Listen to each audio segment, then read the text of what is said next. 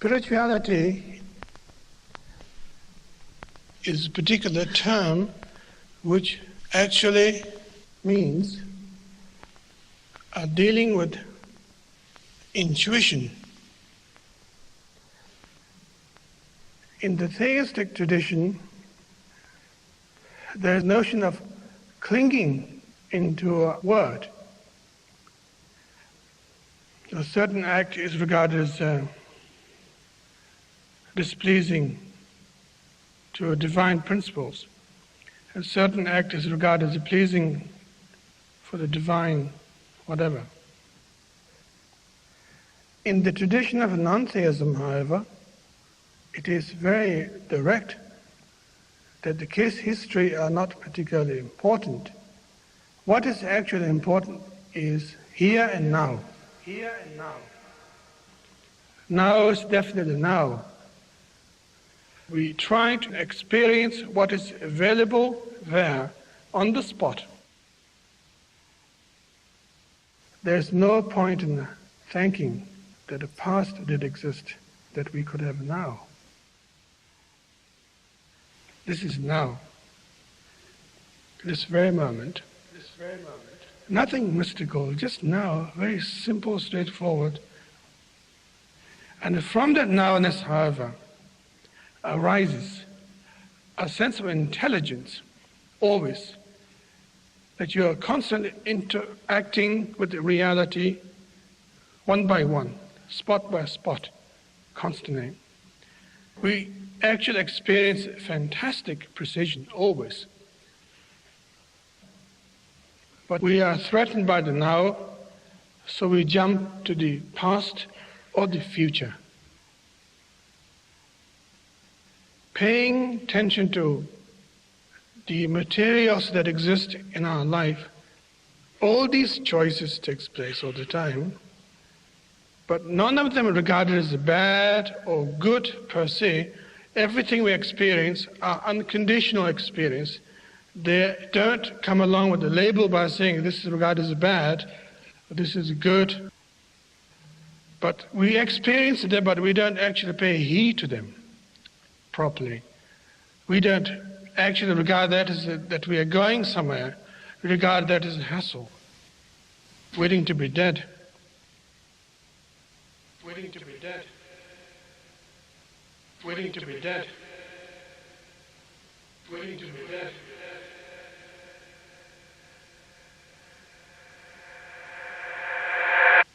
That's the problem. And that is not trusting the nowness properly, that what is actually experienced now possessed a lot of powerful things. It is so powerful that we can't face it. Therefore, we have to borrow from the past, invite future all the time. And maybe that's why we seek religion. Maybe that's why we march in the street. Maybe that's why we complain to the society. Maybe that's why we vote for the presidents. It's quite ironical. Very funny indeed.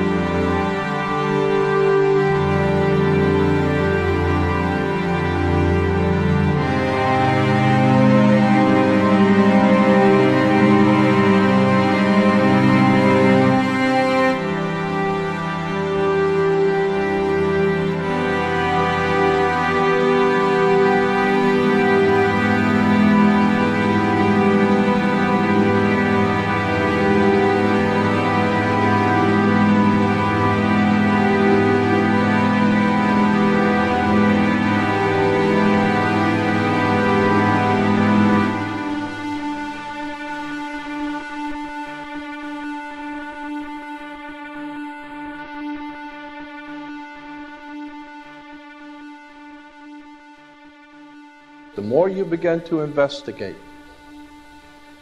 what we think we understand, where we came from, what we think we're doing, the more you begin to see we've been lied to. We've been lied to by every institution. What makes you think for 1 minute that the religious institution is the only one that's never been touched? The religious institutions of this world are at the bottom of the dirt. The religious institutions in this world are put there by the same people who gave you your government, your corrupt education, who set up your international banking cartels. We have been misled away from the true and divine presence in the universe that men have called God. I don't know what God is, but I know what He isn't. And unless and until you are prepared to look at the whole truth, and wherever it may go, whoever it may lead to, the more you educate yourself, the more you understand where things come from, the more obvious things become, and you begin to see lies everywhere. You have to know the truth and seek the truth, and the truth will set you free.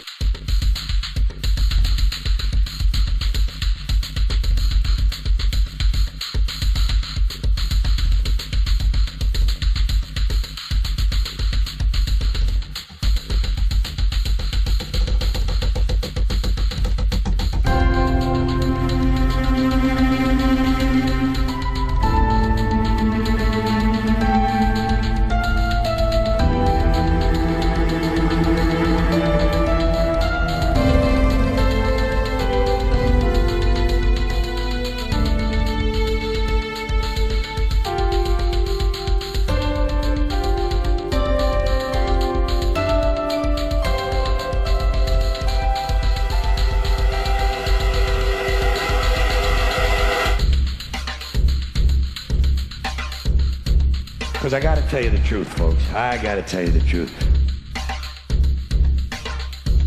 When it comes to bullshit, big time, major league bullshit, you have to stand in awe of the all-time champion of false promises and exaggerated claims, religion.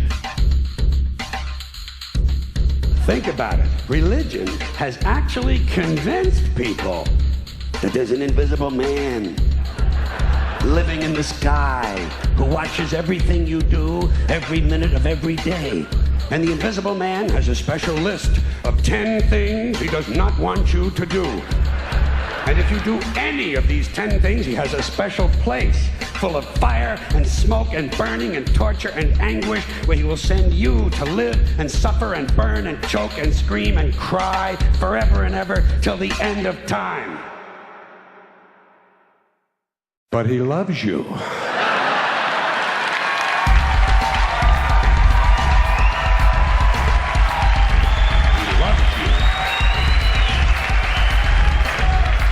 He loves you and he needs money.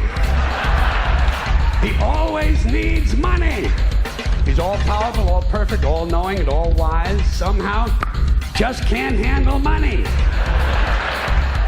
Religion takes in billions of dollars, they pay no taxes, and they always need a little more.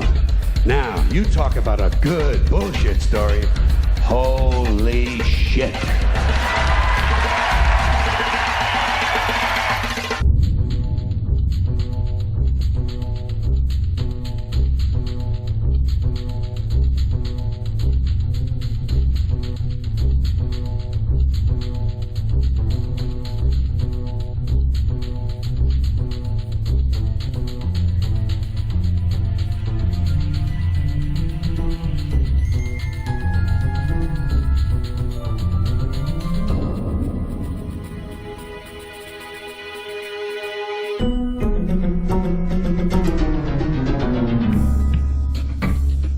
This is the sun. As far back as 10,000 BC, history is abundant with carvings and writings reflecting people's respect and adoration for this object. And it is simple to understand why, as every morning the sun would rise, bringing vision, warmth, and security, saving man from the cold, blind, predator-filled darkness of night. Without it, the cultures understood the crops would not grow and life on the planet would not survive. These realities made the sun the most adored object of all time. Likewise, they were also very aware of the stars. The tracking of the stars allowed them to recognize and anticipate events which occurred over long periods of time, such as eclipses and full moons. They in turn cataloged celestial groups into what we know today as constellations. This is the cross of the zodiac, one of the oldest conceptual images in human history. It reflects the sun as it figuratively passes through the 12 major constellations over the course of a year. It also reflects the 12 months of the year, the 4 seasons, and the solstices and equinoxes. The term zodiac relates to the fact that constellations were anthropomorphized, or personified, as figures or animals. In other words, the early civilizations did not just follow the sun and stars, they personified them with elaborate myths involving their movements and relationships. The sun, with its life-giving and saving qualities, was personified as a representative of the unseen creator or God, God's Son, the light of the world, the savior of humankind. Likewise, the 12 constellations represented places of travel for God's Son, and were identified by names, usually representing elements of nature that happened during that period of time. For example, Aquarius, the water bearer, who brings the spring rains.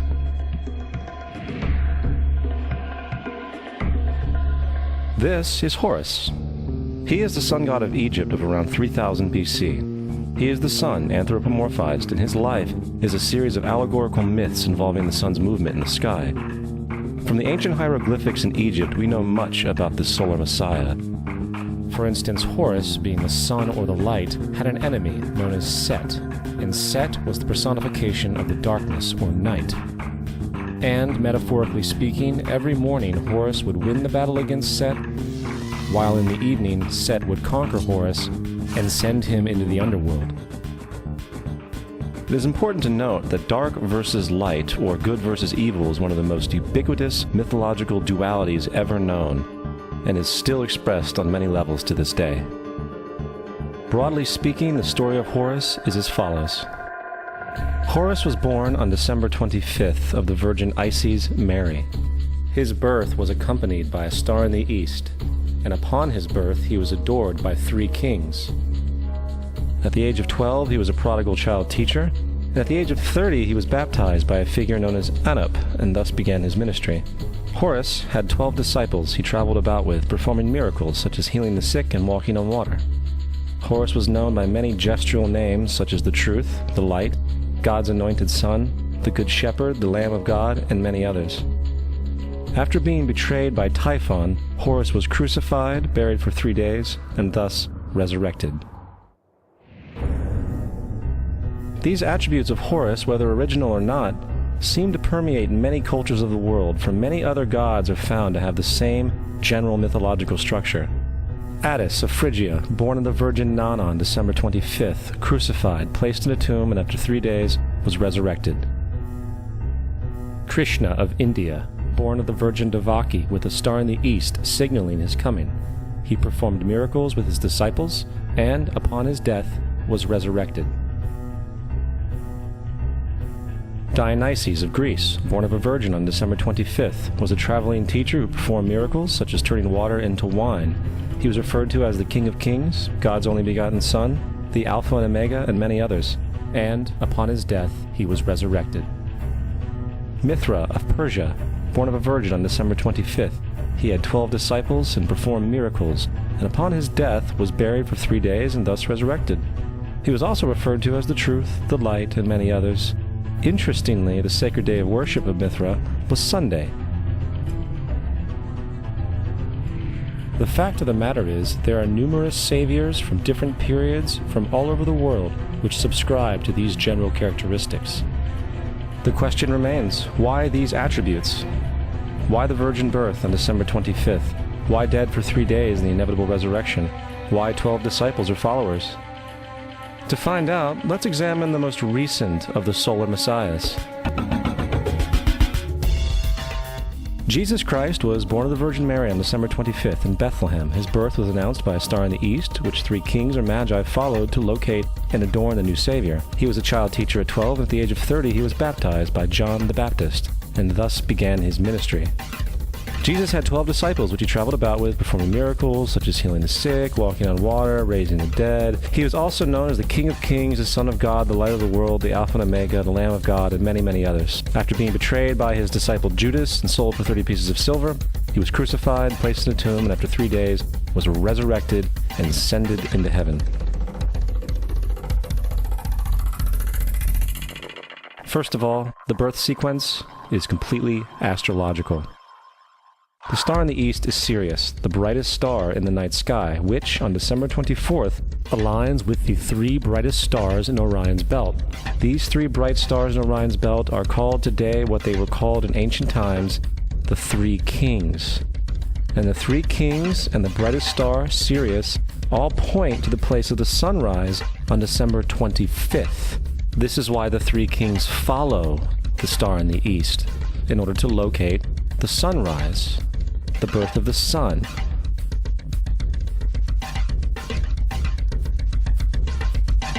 The Virgin Mary is the constellation Virgo, also known as Virgo the Virgin. Virgo in Latin means virgin. Virgo is also referred to as the house of bread, and the representation of Virgo is a virgin holding a sheaf of wheat. This house of bread and its symbol of wheat represents August and September, the time of harvest. In turn, Bethlehem, in fact, literally translates to house of bread. Bethlehem is thus a reference to the constellation Virgo, a place in the sky, not on Earth. There's another very interesting phenomenon that occurs around December 25th, or the winter solstice. From the summer solstice to the winter solstice, the days become shorter and colder. And from the perspective of the northern hemisphere, the sun appears to move south and get smaller and more scarce. The shortening of the days and the expiration of the crops when approaching the winter solstice symbolize the process of death to the ancients. It was the death of the sun.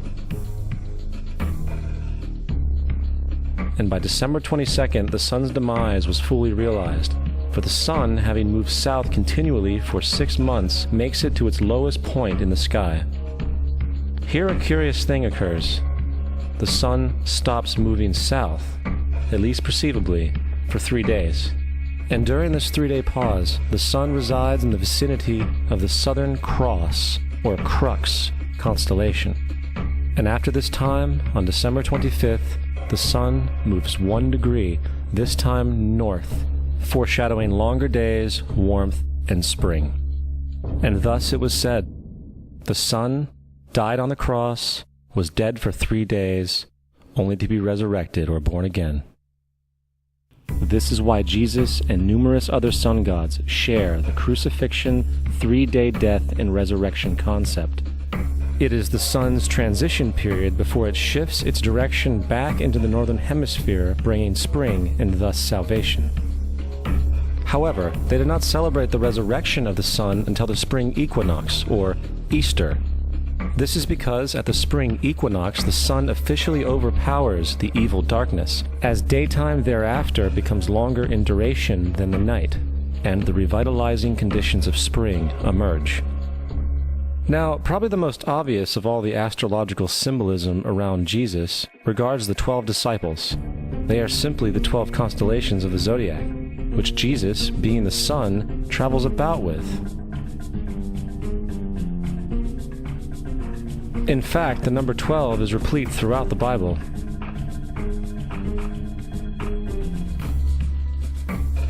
Coming back to the cross of the zodiac, the figurative life of the sun, this was not just an artistic expression or tool to track the sun's movement.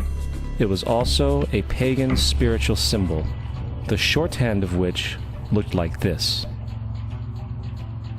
This is not a symbol of Christianity. It is a pagan adaptation of the cross of the zodiac.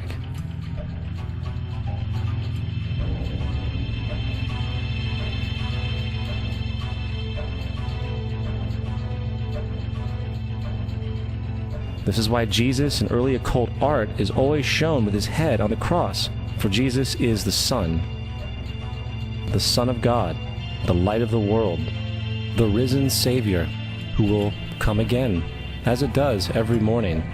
The glory of God, who defends against the works of darkness, as he is born again every morning, and can be seen coming in the clouds, up in heaven, with his crown of thorns or sun rays.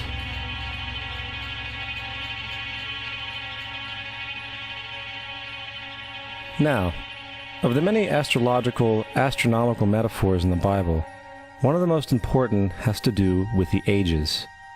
Throughout the scriptures, there are numerous references to the age. In order to understand this, we need to be familiar with a phenomenon known as the precession of the equinoxes. The ancient Egyptians, along with cultures long before them, recognized that approximately every 2150 years, the sunrise on the morning of the spring equinox would occur in a different sign of the zodiac. This has to do with a slow, angular wobble that the Earth maintains as it rotates on its axis. It is called a precession because the constellations go backwards rather than through the normal yearly cycle.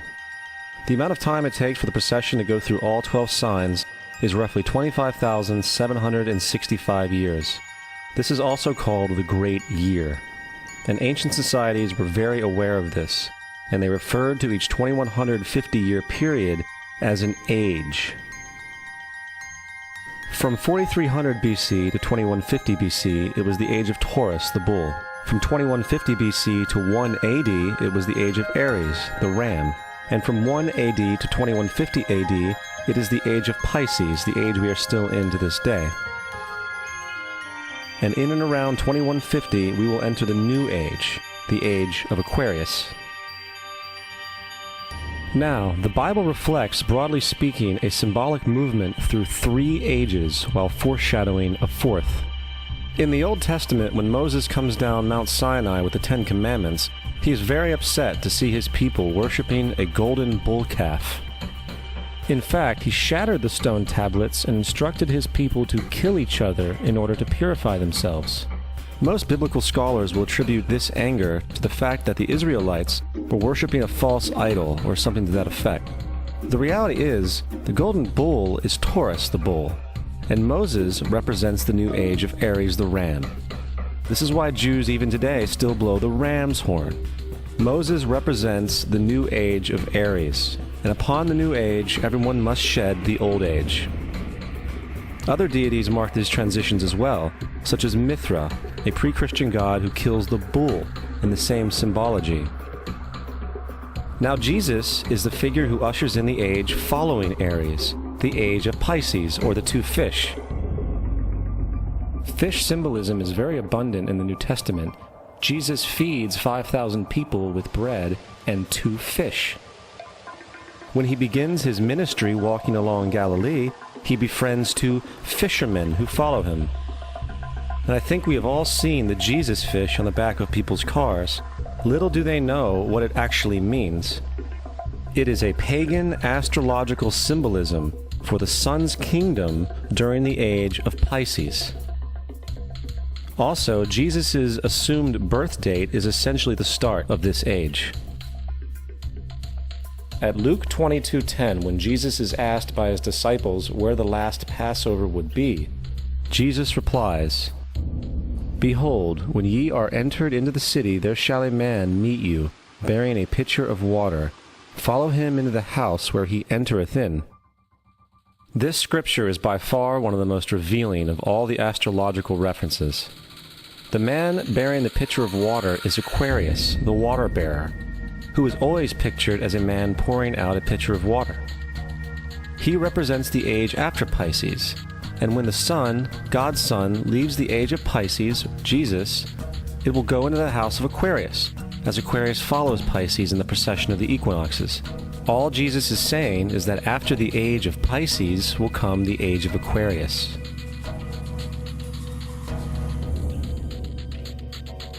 Now, we have all heard about the end times and the end of the world. The cartoonish depictions in the book of Revelation aside, the main source of this idea comes from Matthew 28:20, where Jesus says, "I will be with you even to the end of the world." However, in the King James Version, world is a mistranslation among many mistranslations. The actual word being used is eon, which means age. I will be with you even to the end of the age, which is true, as Jesus' solar Piscean personification will end when the sun enters the age of Aquarius. The entire concept of end times and the end of the world is a misinterpreted astrological allegory. Let's tell that to the approximately 100 million people in America who believe the end of the world is coming. Furthermore, the character of Jesus being a literary and astrological hybrid is most explicitly a plagiarization of the Egyptian sun god Horus. For example, inscribed about 3,500 years ago on the walls at the Temple of Luxor in Egypt are images of the Annunciation, the miracle conception, the birth, and the adoration of Horus. The images begin with Thoth announcing to the Virgin Isis that she will conceive Horus, then Neph, the Holy Ghost, impregnating the Virgin, and then the virgin birth and the adoration. This is exactly the story of Jesus' miracle conception. In fact, the literary similarities between the Egyptian religion and the Christian religion are staggering.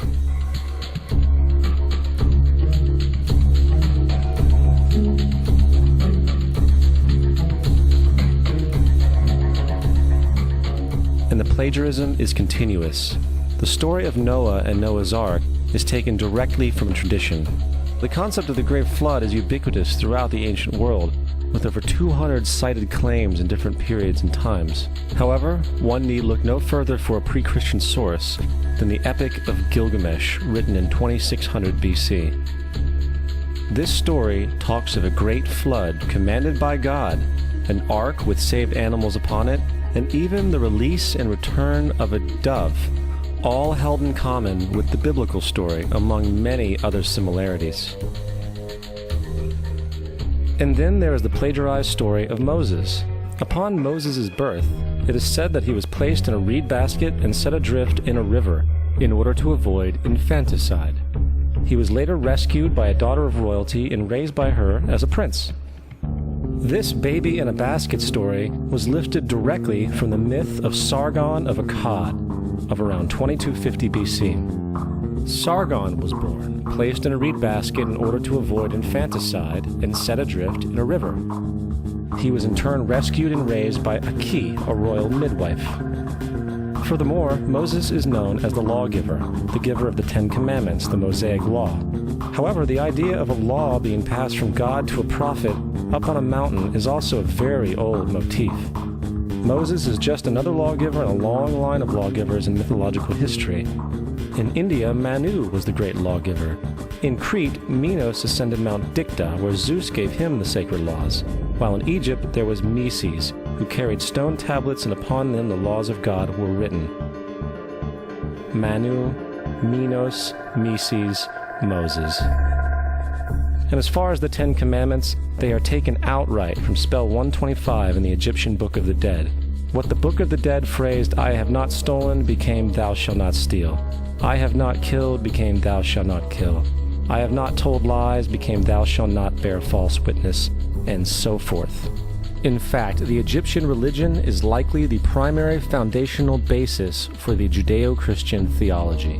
Baptism, afterlife, final judgment, virgin birth, death and resurrection, crucifixion, the Ark of the Covenant, circumcision, saviors, Holy Communion, Great Flood, Easter, Christmas, Passover, and many, many more are all attributes of Egyptian ideas long predating Christianity and Judaism.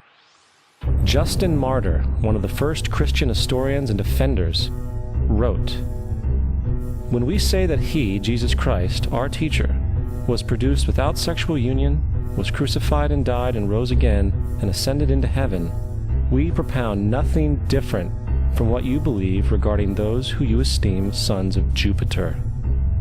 In a different writing, Justin Martyr said, "He was born of a virgin, except this in common with what you believe of Perseus." It's obvious that Justin and other early Christians knew how similar Christianity was to the pagan religions. However, Justin had a solution.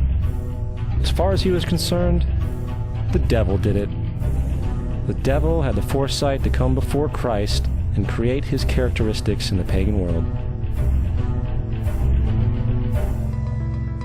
Fundamentalist Christianity, fascinating. These people actually believe the world is 12,000 years old.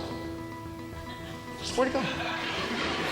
I actually asked one of these guys, okay, dinosaur fossils. He says, dinosaur fossils? God put those here to test our faith.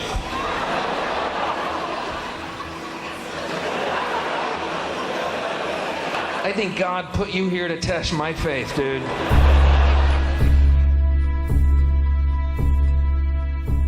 The Bible is nothing more than an astrotheological literary hybrid, just like nearly all religious myths before it. In fact, the aspect of transference of one character's attributes to a new character can be found within the book itself. In the Old Testament, there is the story of Joseph. Joseph was a prototype for Jesus. Joseph was born of a miracle birth. Jesus was born of a miracle birth. Joseph was of 12 brothers. Jesus had 12 disciples. Joseph was sold for 20 pieces of silver. Jesus was sold for 30 pieces of silver. Brother Judah suggests the sale of Joseph. Disciple Judas suggests the sale of Jesus. Joseph began his work at the age of 30. Jesus began his work at the age of 30. The parallels go on and on. Furthermore, is there any non-biblical historical evidence of any person living with the name Jesus, the son of Mary, who traveled about with 12 followers, healing people and the like? There are numerous historians who lived in and around the Mediterranean, either during or soon after the assumed life of Jesus. How many of these historians document this figure? Not one. However, to be fair, that doesn't mean defenders of the historical Jesus haven't claimed the contrary. 4 historians are typically referenced to justify Jesus' existence. Pliny the Younger, Suetonius, and Tacitus are the first 3. Each one of their entries consists of only a few sentences at best, and only referred to Christus or the Christ, which in fact is not a name but a title. It means the Anointed One. The 4th source is Josephus, and this source has been proven to be a forgery for hundreds of years. Sadly, it is still cited as truth. You would think that a guy who rose from the dead and ascended into heaven for all eyes to see and performed the wealth of miracles acclaimed to him would have made it into the historical record. It didn't, because once the evidence is weighed, there are very high odds that the figure known as Jesus did not even exist.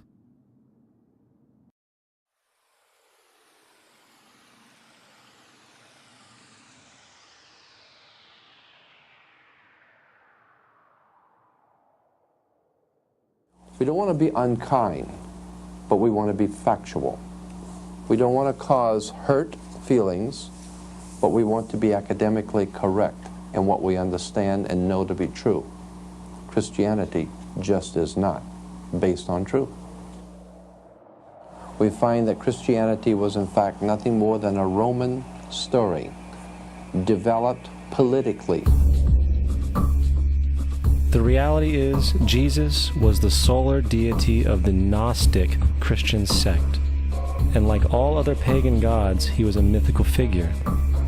It was the political establishment that sought to historize the Jesus figure for social control.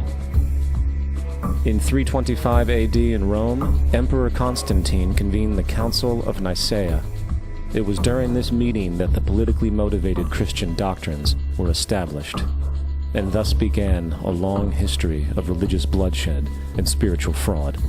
And for over the next 1,000 years, the Vatican maintained a political stranglehold on all of Europe, leading to such joyous periods as the Dark Ages, along with enlightening events such as the Crusades and the Inquisition. Christianity, along with all other related theologies, is an historical fraud. These religions now serve to detach the species from the natural world, and likewise each other. They support blind submission to authority.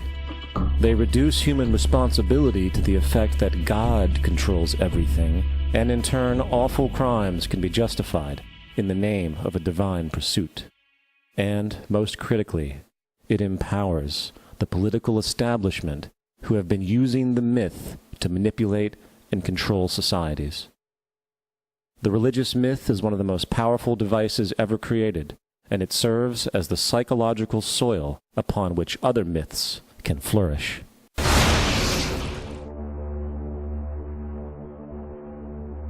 A myth is an idea that, while widely believed, is false.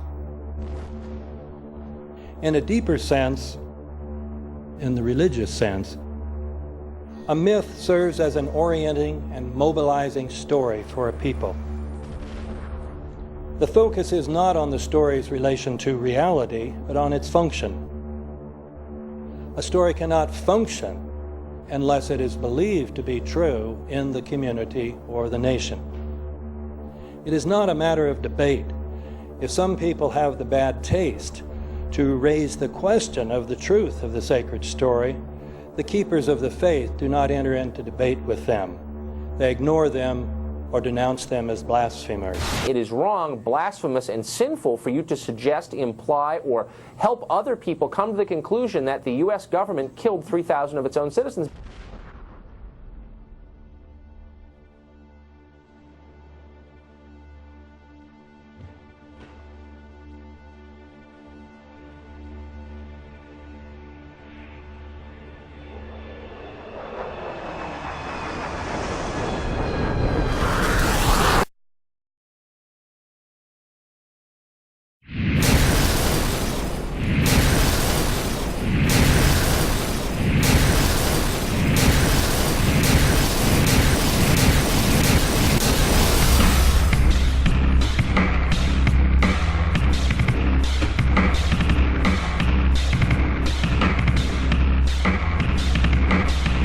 As if a demolition team set off when you see the old demolitions of these old buildings. It looks like one of those scenes of an old building being purposely dynamited and blown up. Anybody who's ever watched a building being demolished on purpose knows that if you're going to do this, you have to get at the under-infrastructure of a building and bring it down. The way the structure is collapsing, this was the result of something that was planned. It's not accidental that the first tower just happened to collapse and then the second tower just happened to collapse in exactly the same way.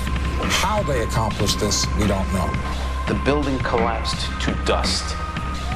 You don't find a desk. You don't find a chair. You don't find a telephone, a computer. The biggest piece of a telephone I found was half of the keypad, and it was about this big. What happened to the concrete? The concrete was pulverized from river to river. There was dust powder 2-3 inches thick.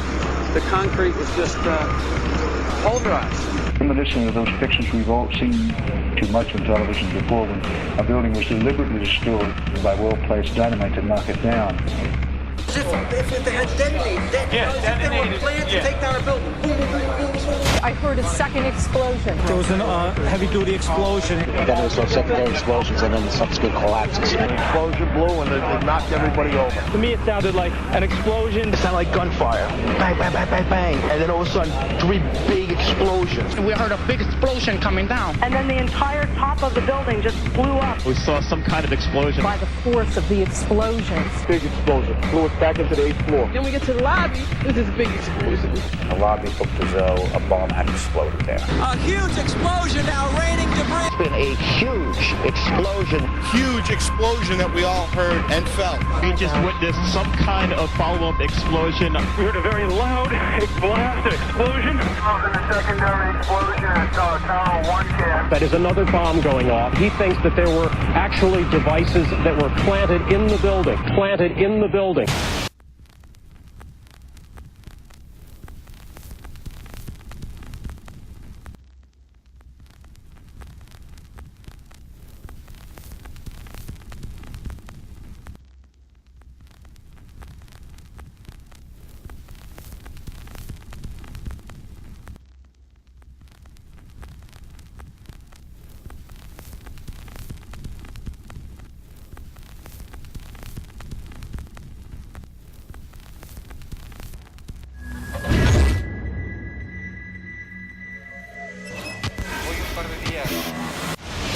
I don't think anybody could have predicted that they would try to use an airplane as a missile, a hijacked airplane as a missile. Nobody in our government, at least, and I don't think the prior government that could envision flying airplanes into buildings.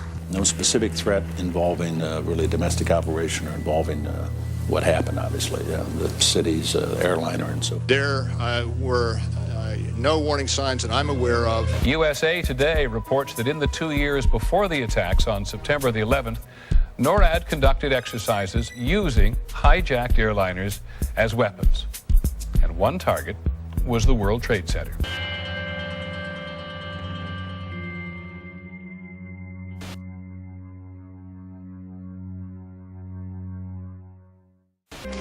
In confidential documents from the Philippines obtained by CNN, the plan was clear. He will board any American commercial aircraft, control its cockpit, and dive it at the CIA headquarters. Other buildings targeted the Pentagon and the World Trade Center. The Federal Aviation Administration received 52 warnings about Al-Qaeda in the 6 months before 9/11 and did not apparently heed them. The Pentagon reportedly does not want the public to hear next week's Senate testimony about the former secret intelligence unit known as Able Danger. And it identified Mohammed Atta and 3 other 9/11 terrorists as members of an Al-Qaeda cell in Brooklyn, New York, more than a year before the attacks. We found 2 of the 3 cells which conducted the 9/11 attacks. Lieutenant Colonel Tony Schaefer, who was the first member of Able Danger to go public, has now been told in writing by the Defense Intelligence Agency that he can't speak to members of Congress or their staff without prior approval.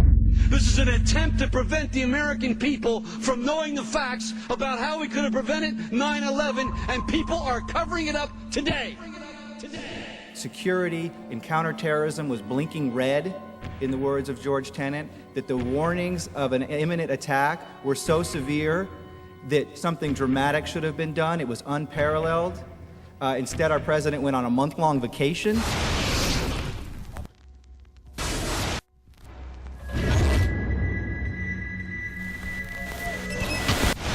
The head of Pakistani intelligence at the ISI, Mahmoud Ahmed, requested Omar Sheikh to wire $100,000 to Mohammed Atta, who was the lead hijacker.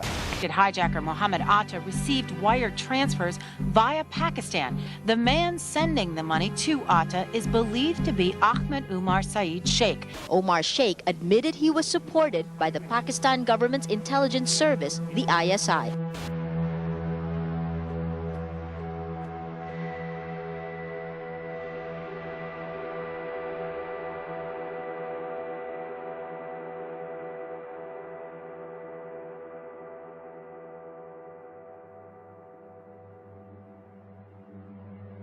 As hard as this is to believe that 2 of the alleged terrorists involved in what happened on Tuesday may have attended schools run by the U.S. military. Evidence was also apparently planted. The passport of one of the hijackers on Flight 11 was allegedly found in the rubble. The hijacker's passport was found blocks from the World Trade Center crash site, if you can believe that. The 9/11 hijackers are alive and well. That's according to the chief of Japan's Democratic Party, who says 9/11 is a hoax. Several of these 19 men are still alive.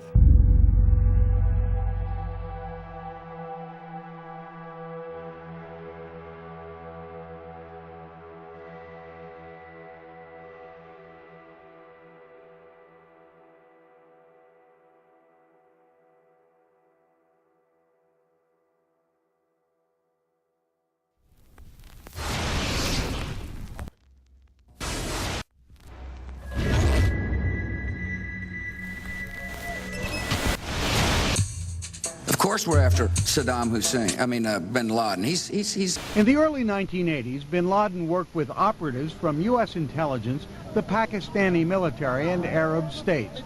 January 2001, the Bush administration orders the FBI and intelligence agencies to back off investigations involving the bin Laden family, including 2 of Osama bin Laden's relatives, who were living, guess where, in Falls Church, Virginia, right next to CIA headquarters. When he was already America's most wanted criminal, he reportedly spent 2 weeks in the American hospital in Dubai, was treated by an American doctor, and visited by the local CIA agent. We have not seen one piece of evidence that links Osama bin Laden directly to the planning stages of September 11th. This failure to provide proof was later said to be unnecessary because bin Laden, in a video allegedly found in Afghanistan, admitted responsibility for the attacks.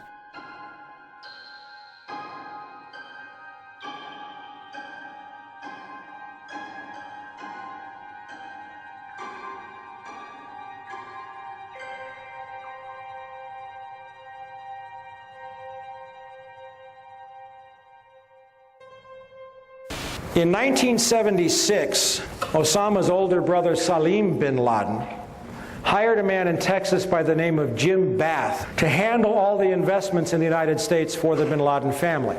Jim Bath also happens to be a personal, almost lifelong friend and former Air National Guard pilot with George W. Bush. The connections between the Bushes and the bin Ladens become much more clear when George Herbert Walker Bush made trips to Saudi Arabia in 1998 and 2000 to meet with the bin Laden family on behalf of a company called the Carlyle Group.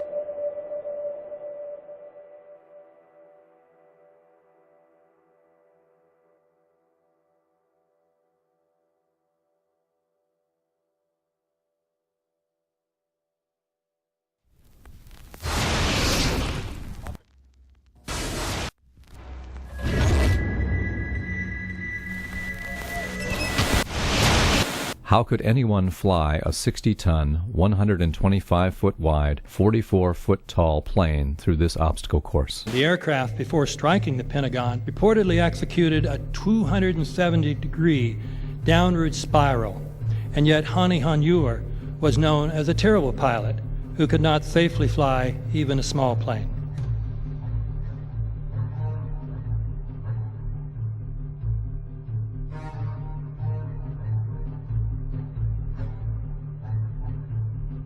No seats, no luggage, no bodies. Nothing but bricks and limestone. The official explanation is that the intense heat from the jet fuel vaporized the entire plane. Flight 77 had 2 Rolls-Royce engines made of steel and titanium alloy and weigh 6 tons each. It is scientifically impossible that 12 tons of steel and titanium was vaporized by jet fuel. We're also told that the bodies were able to be identified either by their fingerprints or by the DNA. So what kind of fire can vaporize aluminum and tempered steel and yet leave human bodies intact? From my close-up inspection, there's no evidence of a plane having crashed anywhere near the Pentagon. And as I said, the only pieces left that you can see are small enough that you could pick up in your hand. Shortly after the strike, government agents picked up debris and carried it off. The entire lawn was covered with dirt and gravel, so that any remaining forensic evidence was literally covered up. The videos from security cameras, which would show what really hit the Pentagon, were immediately confiscated by agents of the FBI, and the Department of Justice has to this day refused to release them. If these videos would prove that the Pentagon was really hit by a 757, most of us would assume the government would release them.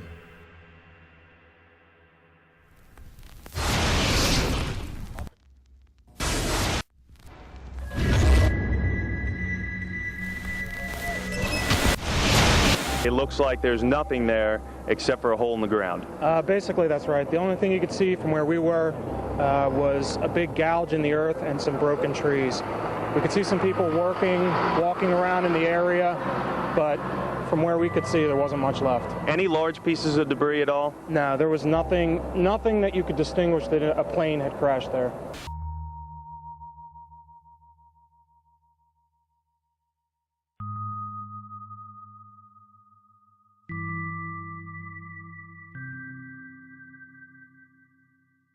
The FBI and the state police here have confirmed that they have cordoned off a second area about 6 to 8 miles away from the crater here. This is apparently another debris site.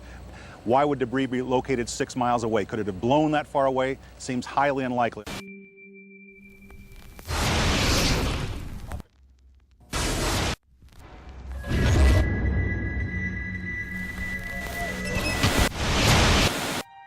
Pancake theory.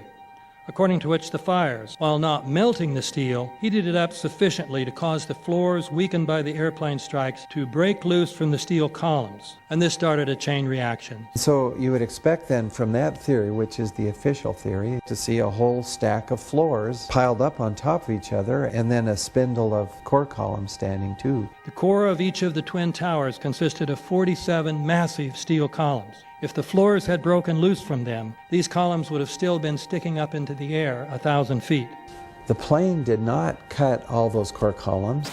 We designed the buildings to take the impact of the Boeing 707 hitting the building at any location. The building probably could sustain multiple impacts of jetliners. That the plane flew straight into the building. Through him, right. Yeah. So you're saying that the building was actually designed to cope with a hole like that and still survive? Yeah, it was. If you had dropped, say, a billiard ball from the top of the World Trade Center, 110 floors up there, it would have taken 8 to 10 seconds to hit the ground, encountering no resistance whatsoever. The Twin Towers came down in nearly free-fall speed. 200,000 tons of steel shatters and explodes outwards over 500 feet. This means that floors shattered at an average rate of about 10 floors per second. There is no scenario for a pancake effect of buildings falling that allows them to fall at the rate of free fall. Now what can do that? What can move mass out of the way? Explosives.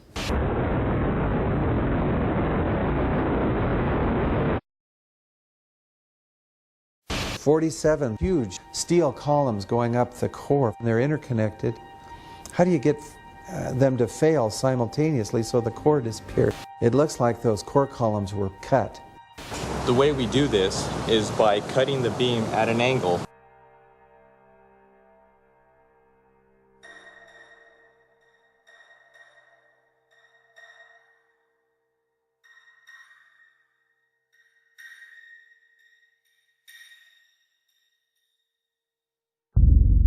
I started looking at the molten metal.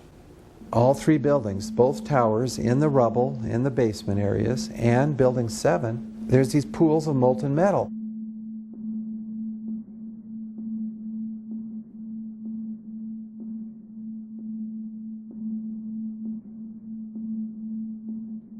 Get down below and you'd see molten steel running down the channel rails. Like you're in a foundry. Like lava. The molten steel was found 3, 4, and 5 weeks later, when the rubble was being removed. He said that molten steel was also found underneath World Trade Center 7. So I'm looking through the official reports. What do they say about the molten metal? They say nothing. Now, wait a minute. This is important evidence. So where'd that come from? Thermite is so hot that it'll just cut through steel, through structural steel, for example, like a knife through butter. The products are molten iron and aluminum oxide, which goes off primarily as a dust. You know those enormous dust clouds? You can imagine when you assemble these chemicals on a large scale. So, Professor Niels Harrit, you examined the rubble that came from the World Trade Center. What did you find in it? Well, in there we find remains of what we characterize as a thermitic material. And this is a very energetic material which can be used either for melting iron or it can be designed as an explosive. The evidence for controlled demolition is overwhelming. I told you that the thermite reaction produced molten iron. Molten iron was in pools of molten iron in the rubble. And the point is that the thermite kept on reacting. This was a bitch's brew of thermite chemistry. Molten metal pools under both towers after they collapsed and Building 7. Now, Building 7 wasn't even hit by a jet. Part of the problem is that most people simply don't know much about Building 7 due to the extraordinary secrecy surrounding this collapse. And this was a 47-story skyscraper. This building fell at 5:25. It was not hit by a plane. This building had fires on only 2 or 3 floors. And it was brought down by what we know was a controlled demolition. Demolitions, they look just like that. You know, a kink in the middle, and then that building just comes straight down, almost at free fall speed.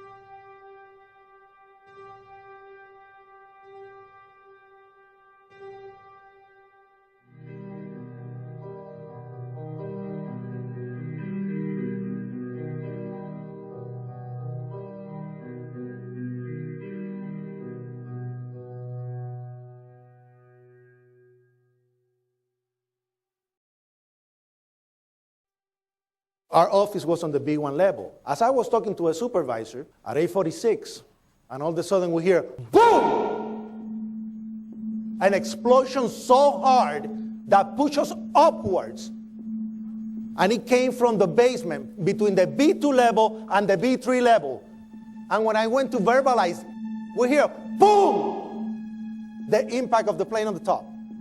It would appear, Jim, as if there's more smoke coming from the ground. I was down in the basement, came down, all of a sudden the elevator blew up. And as we were coming out, we passed the lobby, there was no lobby. So I believe the bomb hit the lobby first, and a couple of seconds then the first plane hit. As I'm walking by the main freight corridor building, in the corridor, that's when I got blown.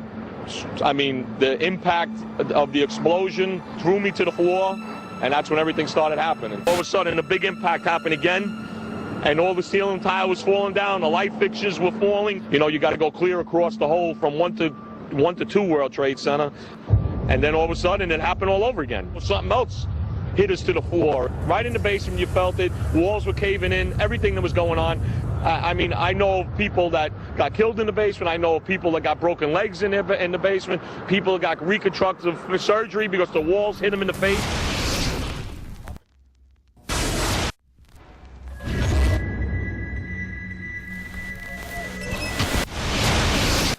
According to standard operating procedure, if an FAA flight controller notices anything that suggests a possible hijacking, the controller is to contact a superior. If the problem cannot be fixed within about a minute, the superior is to ask NORAD, the North American Aerospace Command, to send up or scramble jet fighters to find out what is going on. NORAD then issues the scramble order to the nearest Air Force base with fighters on alert. But although interceptions usually occur within 10 or so minutes, in this case, 80 or so minutes had elapsed before fighters were even airborne. It's a mind-bending anomaly. Not a single U.S. Air Force interceptor turns a wheel until it's too late. There are no jets at all. What if they were so confused and had been so deliberately confused that they couldn't respond? The reason that they didn't know where to go was because a number of conflicting and overlapping war game exercises were taking place. It involved the insertion of false radar blips onto radar screens in the Northeast Air Defense Sector. Center Team U, we have a problem here. We have a hijacked aircraft headed towards New York. We need someone to scramble some F-16s or something up there to help us out. Is this real world or exercise? Is this real world or exercise? There was another exercise, Vigilant Warrior, which was, in fact, according to a NORAD source, a live-fly hijack drill being conducted at the same time. With only 8 available fighter aircraft, and they have to be dispatched in pairs, they were dealing with as many as 22 possible hijacks on the day of 9/11, and they couldn't separate the war game exercises from the actual hijacks.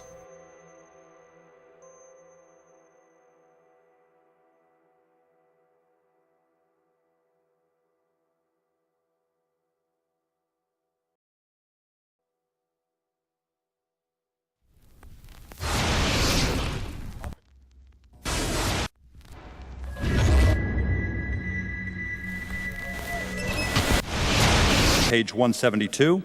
The U.S. government has not been able to determine the origin of the money used for the 9/11 attacks. Ultimately, the question is of little practical significance. The American authorities have not managed to trace the source of the funding. And then the most amazingly disingenuous statement ultimately is it of little consequence. It is of massive consequence. Doesn't it matter who paid for 9/11? The collapse of Building 7 has been recognized as especially difficult to explain. The 9/11 Commission report implicitly admitted that it could not explain the collapse of this building by not even mentioning it. President, why are you and the Vice President insisting on appearing together before the 9/11 Commission? Because the 9/11 Commission wants to ask us questions. That's why we're meeting, and I look forward to meeting with them and answering their questions. Why you're appearing together rather than separately, which was their request? Because it's a good chance for both of us to answer questions that the 9/11 Commission is looking forward to asking us, and I'm looking forward to answering them. Let's see. Do you think they should be able to stand up and speak their own words? They should go under oath. They should be, yeah, in public.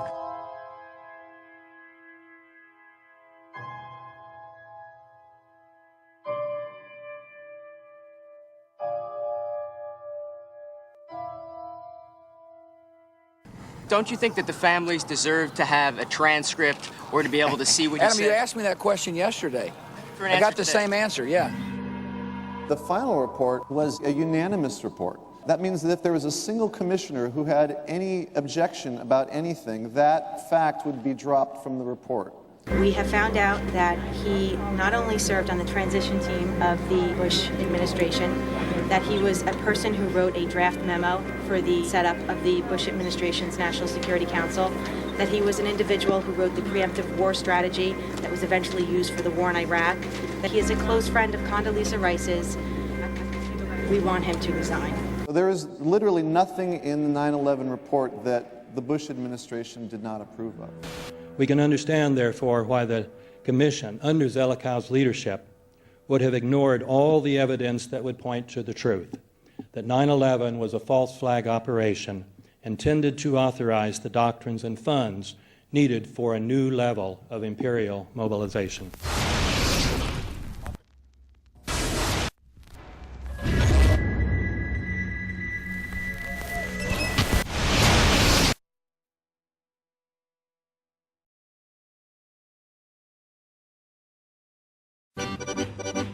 Armed with knives, armed with chemical, biological, nuclear weapons. Fanatics, terrorists, September 11th. September 11th, killers, September 11th, terrorists. Terrorists of Al-Qaeda, terrorists, nuclear weapons, terrorists. 9/11, terror, terrorist, evil. September 11th, September 11th. The terrorists, war and danger. September 11th, terrorism, global terrorism, terrorism, terrorists. Terrorists, terrorists, terrorists, terrorists, the terror. Terrorists, terrorists, terrorism. September 11th, global terrorism, terrorists. Terrorism. September 11th, world terrorism, terrorism. September 11th, global terrorism. September the 11th, terror. Weapons of mass destruction. September the 11th, September the 11th, terrorists. The evil terrorists, no. Terrorism. The words are hypnotically repeated. Terrorism, terrorist, terrorist threat, and of course, believed to be linked to Al-Qaeda. But it's the so-called war on terrorism that's in our faces practically 24/7 as the inescapable focus of our existence. One day, our grandchildren will look back on this time and ask, how was the war on terror won? The entire U.S. ruling class, ruling elite, comes to see terrorism as the preferred means, indeed the only means, to provide social cohesion, to provide an enemy image for the society to keep it together. According to neocon theory from Carl Schmitt, you have to have an enemy image in order to have a society. It's a very dangerous thing because now it means that the entire social order, the political parties, intellectual life, politics in general, all based on a monstrous myth.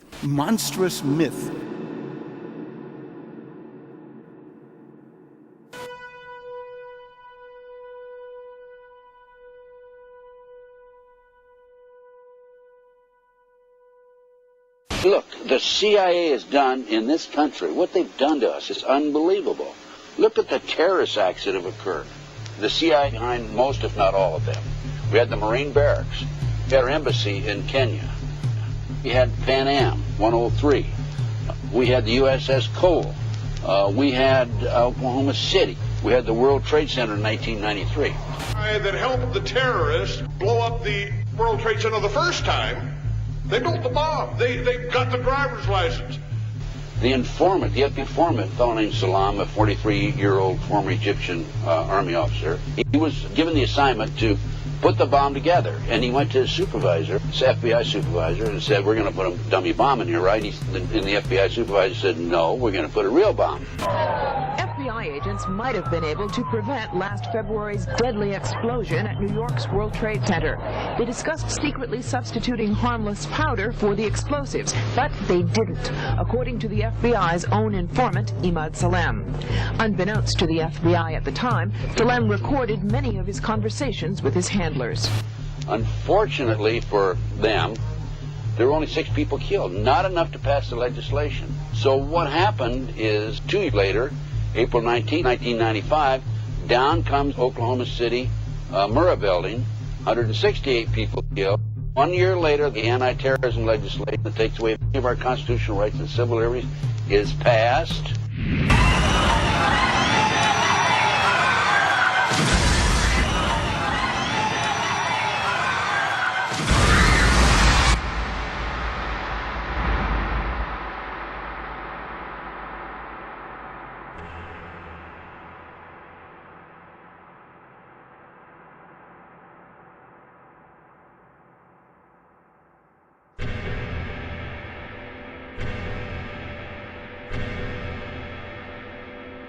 because at 9:30 this morning we were actually running an exercise for over a company of 1,000 people in London based on simultaneous bombs going off precisely at the railway stations that happened this morning. So I still have the hairs on the back of my legs standing upright. To get this quite straight, you were running an exercise to see how you would cope with this, and it happened while you were running the exercise? Precisely.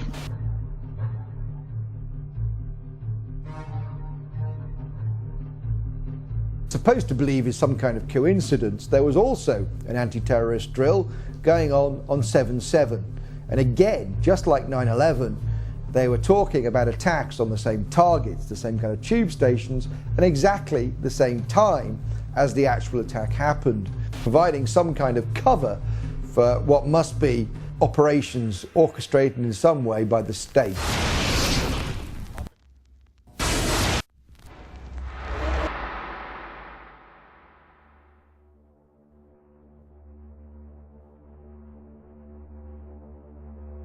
I am absolutely appalled at how much people in this country do not think.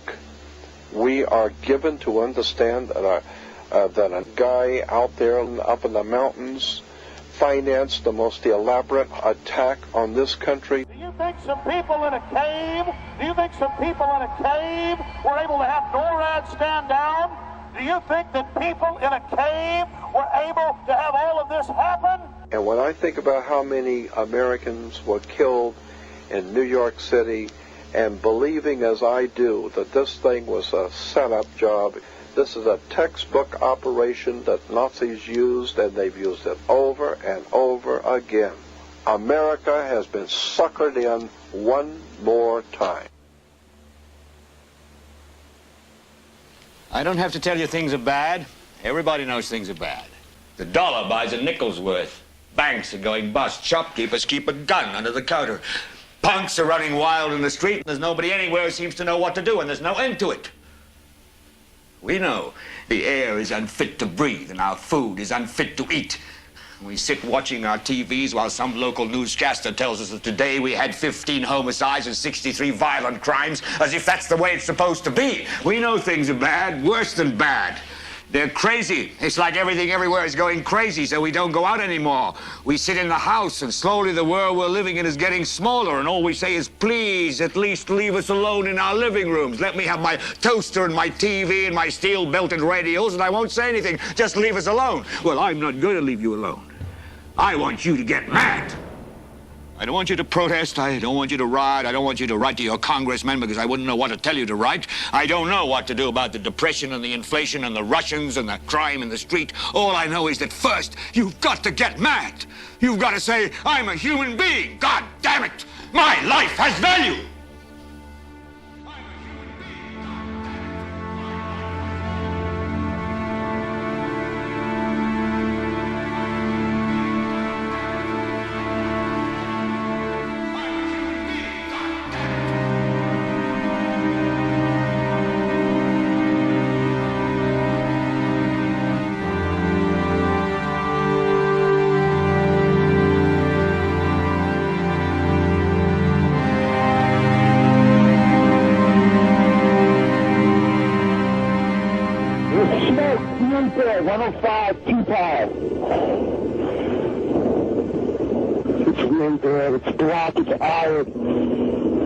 My wife thinks I'm all right. I called her and said I was leaving the building. I was fine, man. Bang!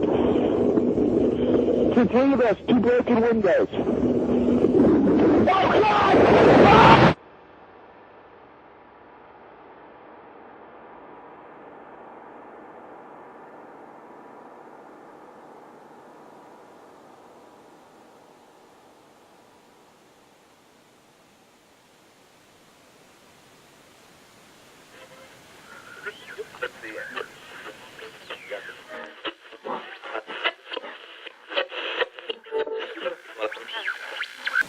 When hostilities commenced in Europe in 1939, it was realized that the American people had no intention of entering the war.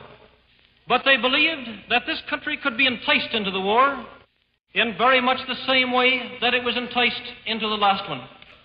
They planned, first, to prepare the United States for foreign war under the guise of American defense. Second, to involve us in the war, step by step, without our realization. Third, to create a series of incidents which would force us into the actual conflict. These plans were, of course, to be covered and assisted by the full power of their propaganda. Our theaters soon became filled with plays portraying the glory of war. Newsreels lost all semblance of objectivity, and they have used the war to justify the restriction of congressional power and the assumption of dictatorial procedures on the part of the President and his appointees. A fear campaign was inaugurated. We cannot allow the natural passions and prejudices of other peoples to lead our country to destruction.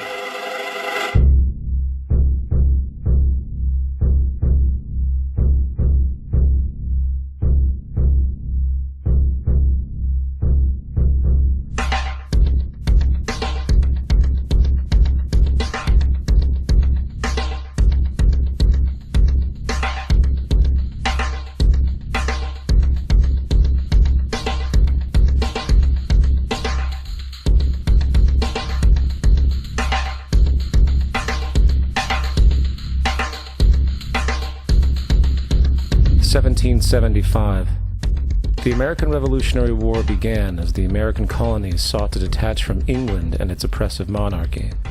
Though many reasons are cited for the revolution, one in particular sticks out as a prime cause: that King George III of England outlawed the interest-free, independent currency the colonies were producing themselves, in turn forcing them to borrow money from the Central Bank of England, immediately creating economic hardship and despair.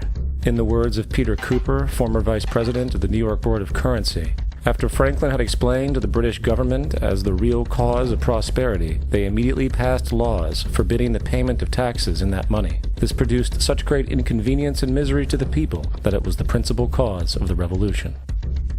In 1783, America won its independence from England. However, its battle against the central bank concept and the corrupt, power-hungry mentality associated with it had just begun. So what is a central bank? A central bank is an institution that issues and regulates the currency of an entire nation. Based on historical precedent, the typical powers inherent in central banking practice include the control of interest rates and the expansion and contraction of the money supply itself. Now, the central bank does not simply issue money to the government, it loans it to them with interest. Then, through the mechanisms of increasing and decreasing the supply of money, the central bank essentially regulates the value of the currency issued. It is critical to understand that the entire structure of this system could only produce one thing in the long run: debt. It doesn't take a lot of ingenuity to figure this scam out. For every single dollar produced by both the central bank and its regulated commercial banks is loaned at interest. That means every dollar produced is actually the dollar plus a certain percentage of debt based on that dollar. And since the banking system has the monopoly of the production of the currency, and they loan each dollar out with an immediate debt attached to it, where does the money to pay for the debt come from? It can only come from the banks again, which means the banking system has to perpetually increase its money supply to temporarily cover the outstanding debt created, which, in turn, since that new money is loaned out at interest as well, creates even more debt. The end result of this system is essentially slavery, for it is technically impossible for the government and thus the public to ever come out of the self-generating debt.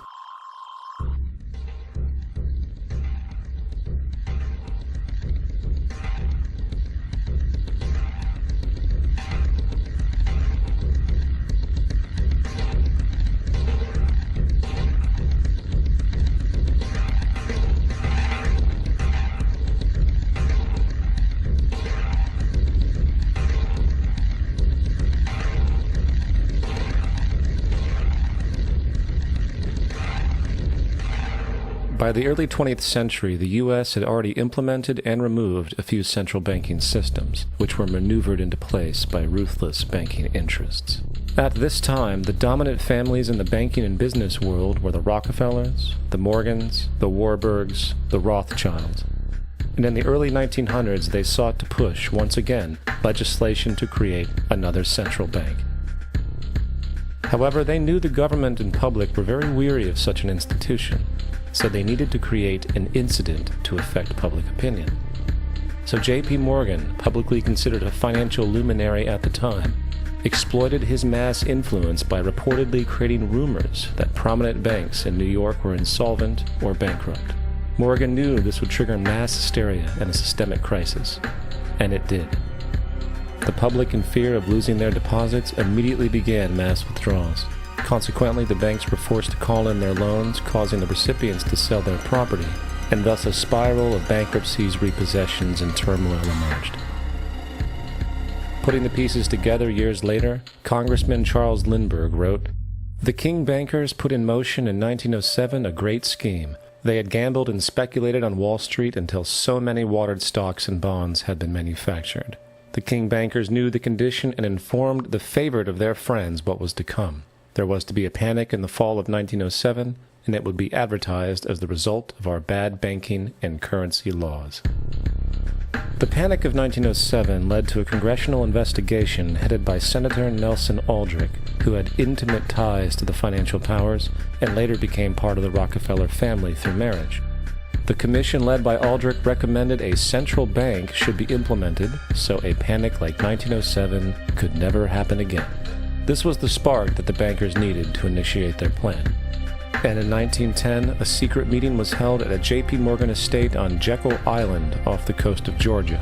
It was there that the central banking bill called the Federal Reserve Act was written. This legislation was written by bankers, not lawmakers. This meeting was so secretive, so concealed from government and public knowledge, that most of the figures who attended disguised their names when en route to the island. And after this bill was constructed, it was then handed over to their political frontman, Senator Nelson Aldrich, to push through Congress.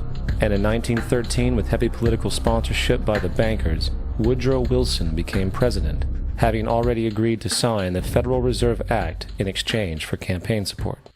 And a few days before Christmas, when much of Congress was at home with their families, the Federal Reserve Act was voted in, and Wilson in turn made it law.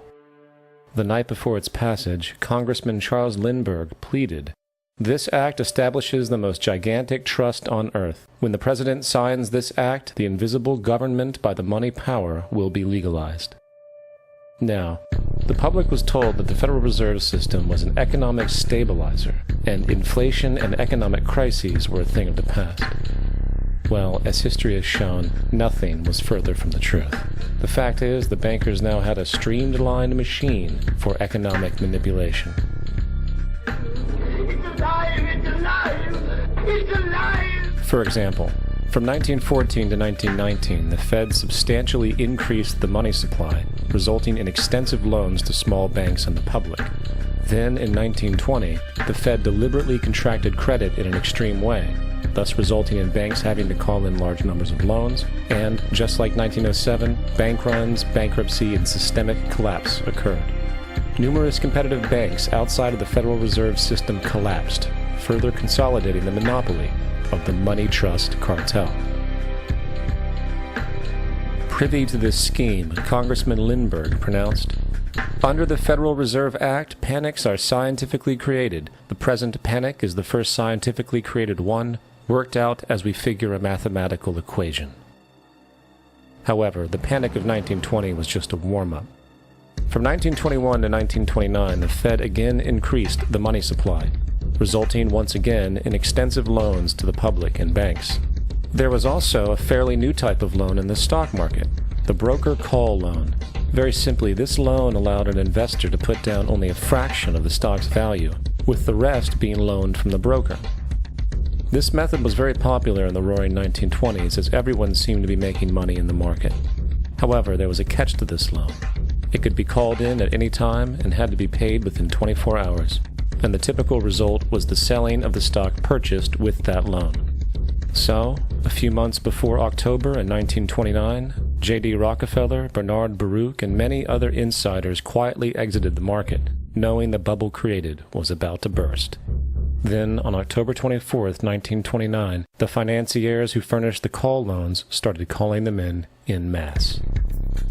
This sparked an instantaneous, massive sell-off in the already inflated market, as sell orders and margin calls were systemically triggered.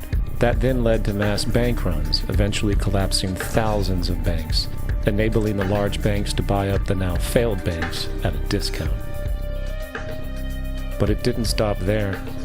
Rather than expanding the money supply in order to recover from this economic collapse, the Fed actually contracted it, fueling one of the largest depressions in American history.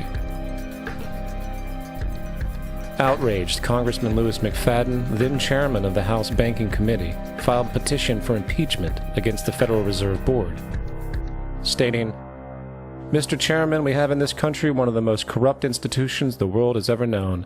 I refer to the Federal Reserve Board and the Federal Reserve Banks. This evil institution has impoverished and ruined the people of the United States and has practically bankrupted our government. It has done this through the defects of the law under which it operates, through the maladministration of that law by the Federal Reserve Board, and through the corrupt practices of the moneyed vultures who control it." Now, having reduced the society to squalor, it was then decided that the gold standard should be removed. In order to do this, they needed to acquire the remaining gold in the system. So, under the pretense of helping to end the Depression, came the 1933 gold seizure. Under the threat of imprisonment for 10 years, everyone in America was required to turn in all gold bullion to the Treasury, essentially robbing the public of what little wealth they had left. And at the end of 1933, the gold standard was abolished. If you look at a dollar bill before 1933, it says it is redeemable in gold. If you look at the dollar bill today, it says it is legal tender, which means it is backed by absolutely nothing. The only thing that gives our money value is the public faith and how much of it is in circulation.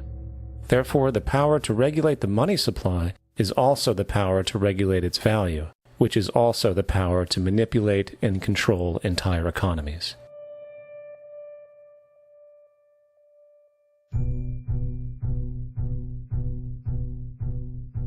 It is important to clearly understand the Federal Reserve is a private corporation. It is about as Federal Express. It makes its own policies and is under little regulation by the U.S. government.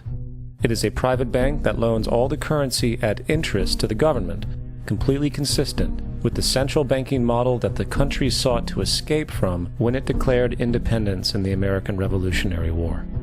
Now, going back to 1913, the Federal Reserve Act was not the only bill pushed through Congress for the vested financial interests. They also pushed its partner, the federal income tax. First of all, the federal income tax is completely unconstitutional, as it is a direct, unapportioned tax, and the required number of states needed in order to ratify the amendment to allow the income tax was never legally met, and this has even been cited in modern court cases.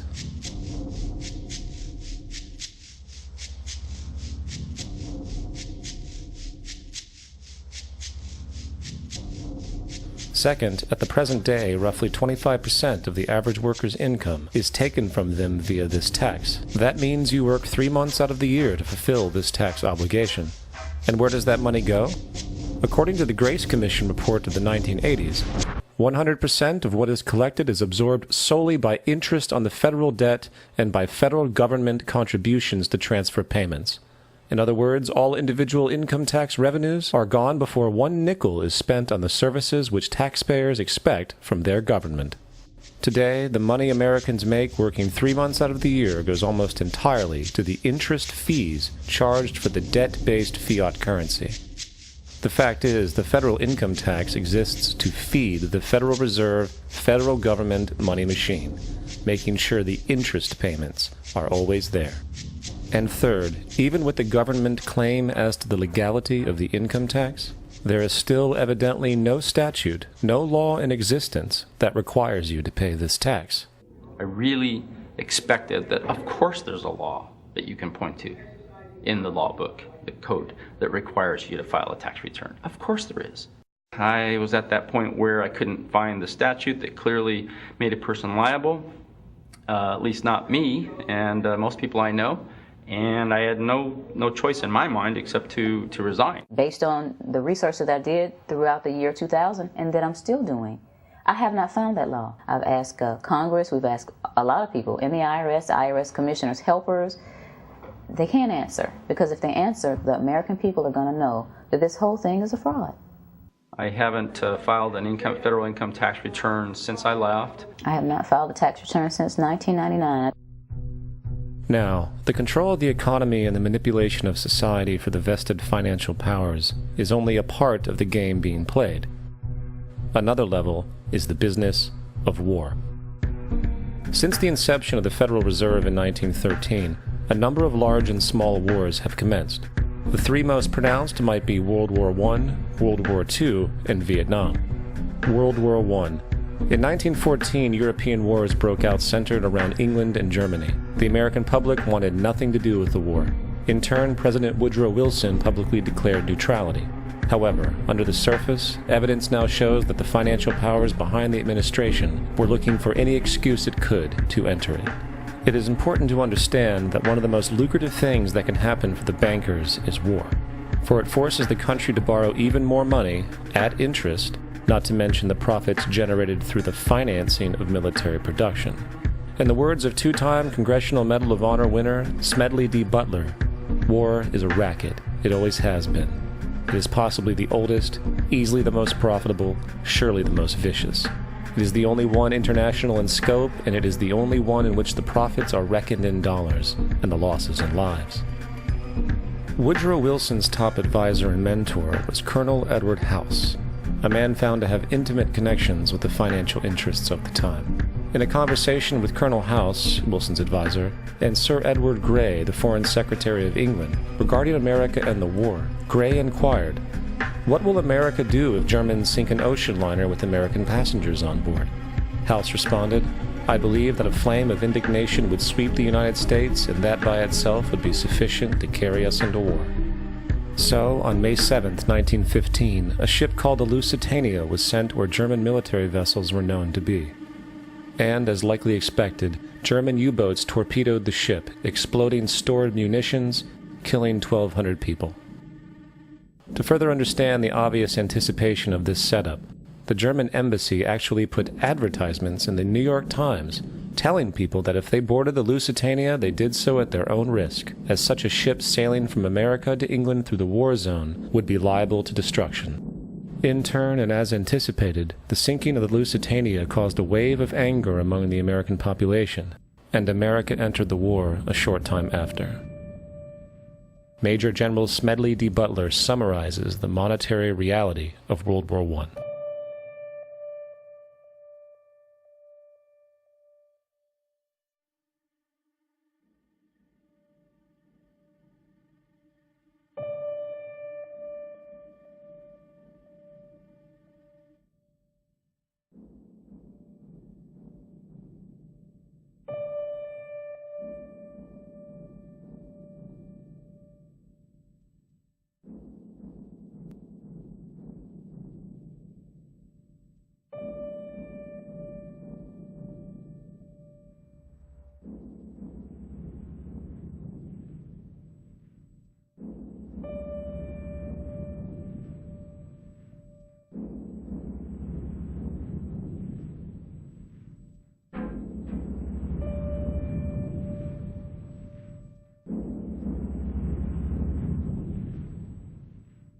World War II. On December 7, 1941, Japan attacked the American fleet at Pearl Harbor, triggering U.S. entry into that war. President Franklin D. Roosevelt declared the attack was a day that will live in infamy. A day of infamy indeed, but not because of the alleged surprise attack on Pearl Harbor. After 60 years of surfacing information, it is now clear that not only was the attack known well in advance, it was outright wanted and provoked. In a journal entry by Roosevelt's Secretary of War Henry Stimson, dated November 25, 1941, he documented a conversation he had with Roosevelt. The question was how we should maneuver them into firing the first shot, and in congressional testimony later he added, "It was desirable to make sure the Japanese be the ones to do this so that there should remain no doubt as to who were the aggressors." In the months leading up to the attack on Pearl Harbor, Roosevelt had done almost everything in his power to anger the Japanese, showing a posture of aggression. He halted all of Japan's imports of American petroleum. He froze all Japanese assets in the United States. He made public loans to nationalist China and supplied military aid to the British, both enemies of Japan in the war, which, by the way, was in complete violation of international war rules. And, with numerous Japanese codes broken in advance, revealing the plan to attack, on December 7, 1941, Japan was allowed to attack Pearl Harbor, killing 2,400 soldiers. Before Pearl Harbor, 83% of the American public wanted nothing to do with the war. After Pearl Harbor, 1 million men volunteered. It is important to note, Nazi Germany's war effort was largely supported by two organizations, one of which was called IG Farben. IG Farben produced 84% of Germany's explosives. One of the unspoken partners of IG Farben was J.D. Rockefeller's Standard Oil Company in America. In fact, the German Air Force could not operate without a special additive patented by Rockefeller's Standard Oil. The drastic bombing of London by Nazi Germany, for example, was made possible by a $20 million sale of fuel to IG Farben by the Rockefellers' Standard Oil Company. This is just one small point on the topic of how American business funded both sides of World War II. One other treasonous organization worth mentioning is the Union Banking Corporation of New York City. Not only did they finance numerous aspects of Hitler's rise to power, along with actual materials during the war, it was also a Nazi money laundering bank, which was eventually exposed for having millions of dollars of Nazi money in its vaults. The Union Banking Corporation of New York was eventually seized for violations of the Trading with the Enemy Act. Guess who the director and vice president of the Union Bank was?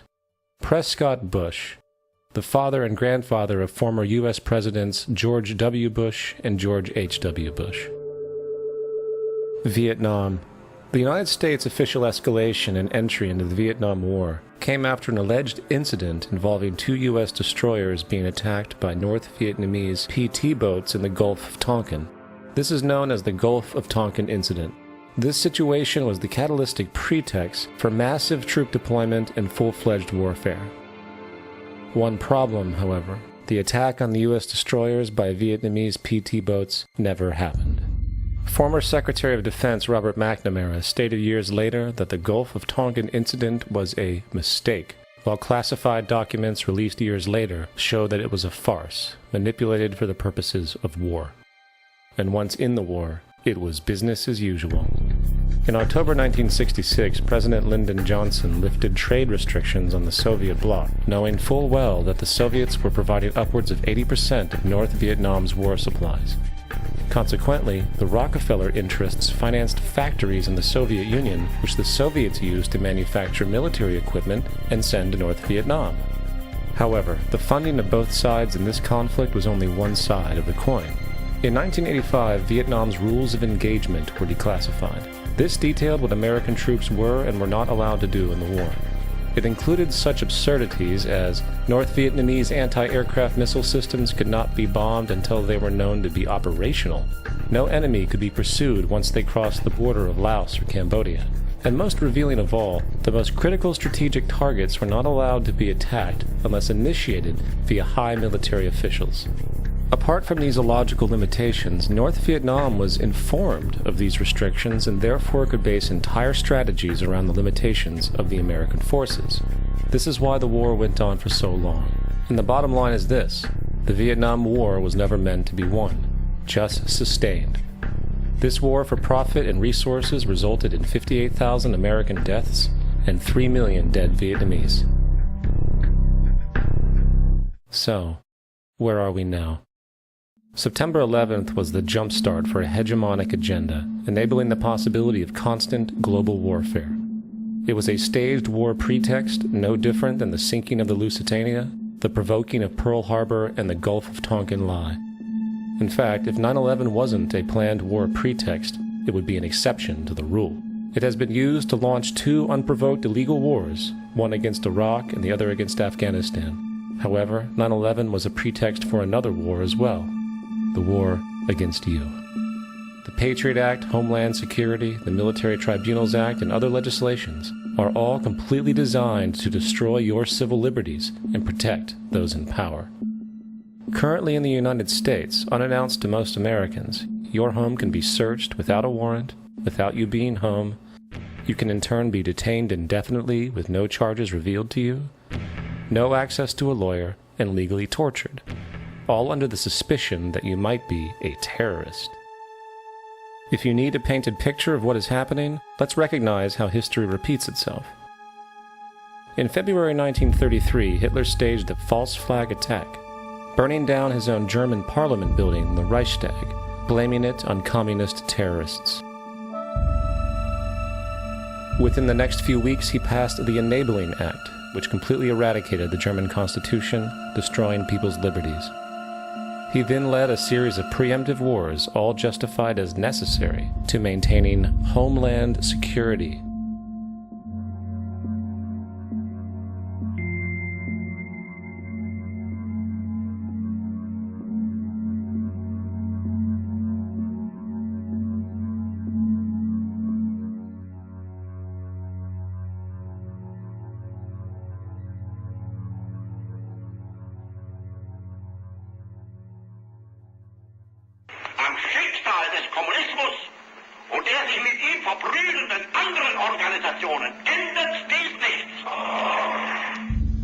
Our enemy is a radical network of terrorists and every government that supports them. It's time to wake up. The people in power go out of their way to make sure you are perpetually misled and manipulated.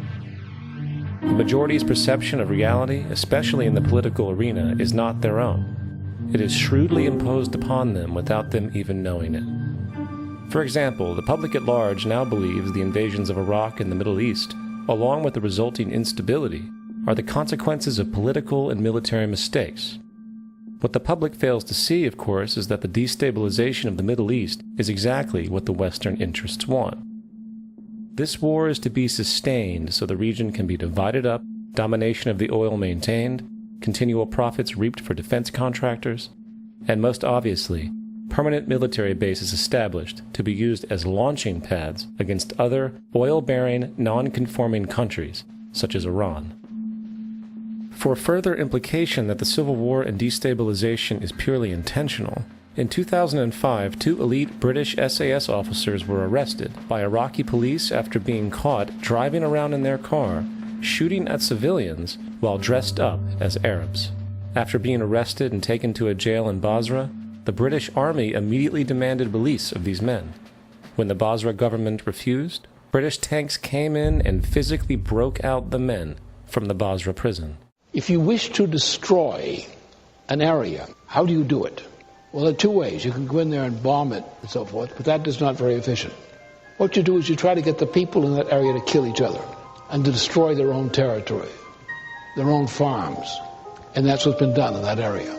The way in which you destroy an opponent is get him to destroy himself by dividing his ranks against one another. Then you feed both sides. You have agents feeding both sides, inflaming both sides, and they kill each other off. And it's time that some of us woke up to this reality, to understand that people who try to maintain empires and create empires do it by manipulating the people they're trying to conquer. You might want to ask yourself why the entire culture is utterly saturated with mass media entertainment from all sides, while the educational system in America continues its stupefying downward slide since the U.S. government decided to take over and subsidize the public school system. What your government pays for, it gets. When we understand that, then we look at government-financed institutions of education and see the kind of students and the kind of education that's being turned out by these government-financed schools. Logic will tell you that if what is being turned out in those schools was not in accord with what the state and the federal government wanted, then it would change it. The bottom line is that the government is getting what they have ordered. They do not want your children to be educated. They do not want you to think too much. That is why our country and our world has become so proliferated with entertainments, mass media, television shows, amusement parks, drugs, alcohol, and every kind of entertainment to keep the human mind entertained so that you don't get in the way of important people by doing too much thinking. You had better wake up and understand that there are people who are guiding your life and you don't even know it. We're in a lot of trouble because you people and 62 million other Americans are listening to me right now, because less than 3% of you people read books, because less than 15% of you read newspapers, because the only truth you know is what you get over this tube. Right now, there is an entire generation that never knew anything that didn't come out of this tube. This tube is the gospel, the ultimate revelation.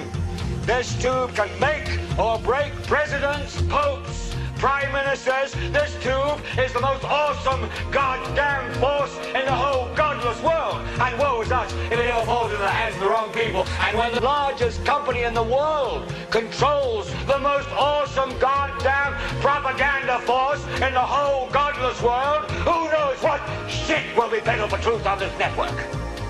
So you listen to me. Listen to me. Television is not the truth. Television is a goddamn amusement park. Television is a circus, a carnival, a traveling troupe of acrobats, storytellers, dancers, singers, jugglers, sideshow freaks, lion tamers, and football players. We're in the boredom-killing business. But you people sit there day after day, night after night, all ages, colors, creeds. We're all you know. You're beginning to believe the illusions we're spinning here. You're beginning to think that the tube is reality and that your own lives are unreal. You do whatever the tube tells you. You dress like the tube. You eat like the tube. You raise your children like the tube. You even think like the tube. This is mass madness, you maniacs. In God's name, you people are the real thing. We are the illusion. The last thing the power establishment wants is a conscious, informed public capable of critical thinking. This is why a continually fraudulent zeitgeist is output via religion, the mass media, and the educational system. It is in their interest to keep you in a distracted, naive bubble, and they are doing a damn good job of it. This is Aaron Russo, a filmmaker and former politician. To his left is Nicholas Rockefeller of the Council on Foreign Relations. After maintaining a close friendship with Nicholas, Aaron eventually ended the relationship, appalled by what he had learned. I got a call one day from an attorney woman I knew, and she said, "Would you like to meet one of the Rockefellers?" I said, "Sure, I'd love to." And we became friends, and he began to divulge a lot of things to me. So he said to me one night, he said that there's going to be an event there, and out of that event, you're going to see we're going to go into Afghanistan, so we can run pipelines from the Caspian Sea. We're going to go into Iraq to take the oil and establish a base in the Middle East, and we're going to go into Venezuela and try and get rid of Chavez. And the first two they've accomplished. Chavez they didn't accomplish. And he said you're going to see guys going into caves looking for people that they're never going to find. You know, he was laughing about the fact that you have this war on terror. There's no real enemy. He's talking about how by having this war on terror, you can never win it because it's an eternal war. And so you can always keep taking people's liberties away. And I said, how are you going to convince people that this war is real? He said, but the media can convince everybody it's real. I mean, you know, it's just that you keep talking about things. You keep saying it over and over and over again, and eventually people believe it.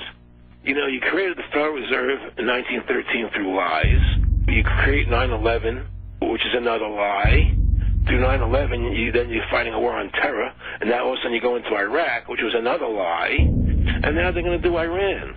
You know, and it's all one thing leading to another, leading to another, leading to another. Now, I would say to them, what are you doing this for? What's the point of this thing? You have all the money in the world you ever want. You have all the power. I said, you know, you're hurting people. It's not a good thing. And he would say, what do you care about the people for? Take care of yourself and you take care of your family. And then I said to him, what are the ultimate goals here? He said, the ultimate goal is to get everybody in this world chipped with the RFID chip. and have all money be on those chips and everything on those chips. And if anybody wants to protest what we do or violate what we want, we just turn off their chip. So how far will the sickness of power go? To what lengths will those in control go in order to maintain and preserve their positions? We have a Florida family who are really pioneers in a brave new world. They have volunteered to be the first ever to have microchip identification devices implanted into their body. After 9/11, I was really concerned with the security of my family. I wouldn't mind having something planted permanently in my arm that would identify me. George Orwell, in his famed and possibly prophetic work 1984, stated, "Power is not a means, it is an end. The object of persecution is persecution. The object of torture is torture. The object of power is power."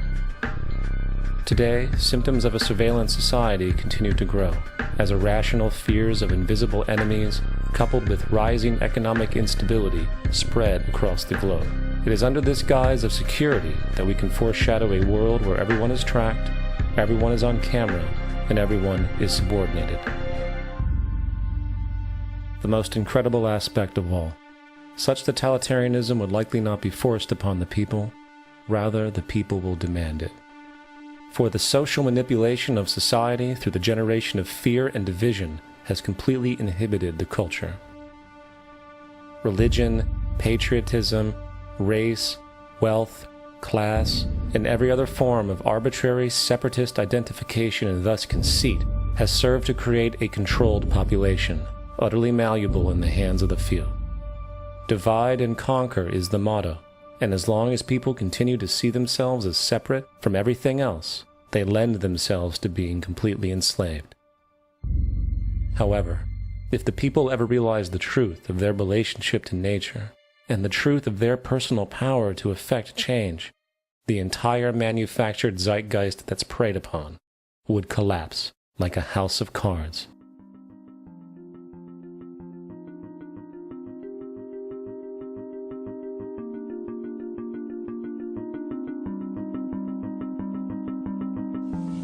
The whole system that we live in drills into us that we're powerless, that we're weak, that our society is evil, that it's crime-ridden, etc., and so forth. It's all a big, fat lie. We are powerful, beautiful, extraordinary. There is no reason why we cannot understand who we truly are, where we are going. There is no reason why the average individual cannot be fully empowered. We are incredibly powerful beings.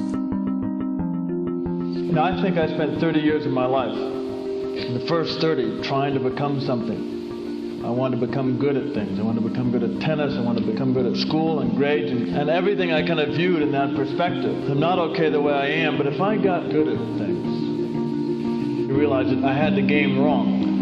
The game was to find out what I already was. Find out what I already was.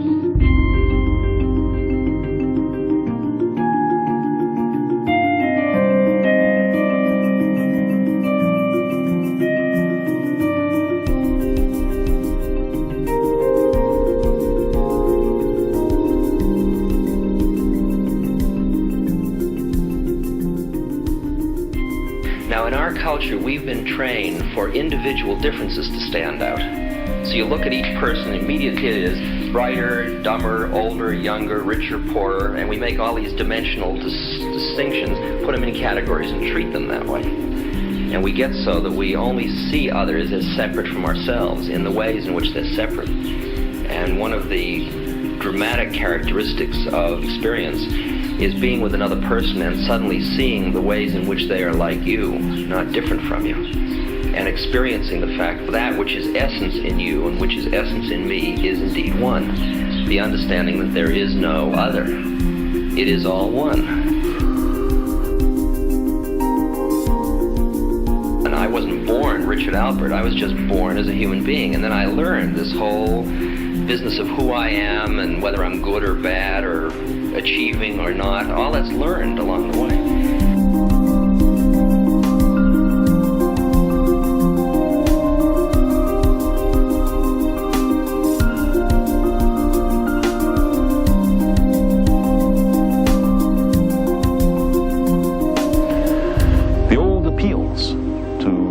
racial, sexual, and religious chauvinism to rabid nationalist fervor are beginning not to work. A new consciousness is developing which sees the earth as a single organism and recognizes that an organism at war with itself is doomed.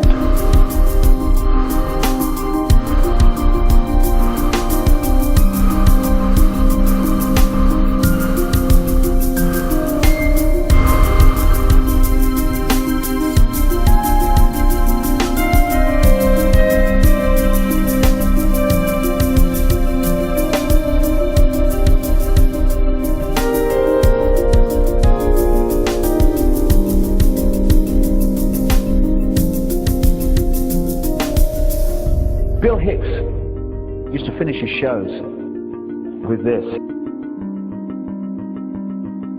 Life's like a ride in an amusement park. And when you go on it, you think it's real. Because that's how powerful our minds are. And the ride goes up and down and round and round. It has thrills and chills, and it's very brightly colored. And it's very loud, and it's fun for a while. Some have been on the ride for a long time, and they begin to question, is this real, or is this just a ride? And other people have remembered, and they come back to us and they say, hey, don't worry. Don't be afraid ever. Because this is just a ride. And we kill those people. Shut him up. I've got a lot invested in this ride. Shut him up. Look at my furrows of worry. Look at my big bank account. My family. This has to be real. It's just a ride. But we'll kill those good guys who try and tell us that. You ever notice that? And let the demons run amok? But it doesn't matter, because it's just a ride, and we can change it anytime we want. It's only a choice. No effort, no work, no job, no savings of money. Just a choice right now between fear and love.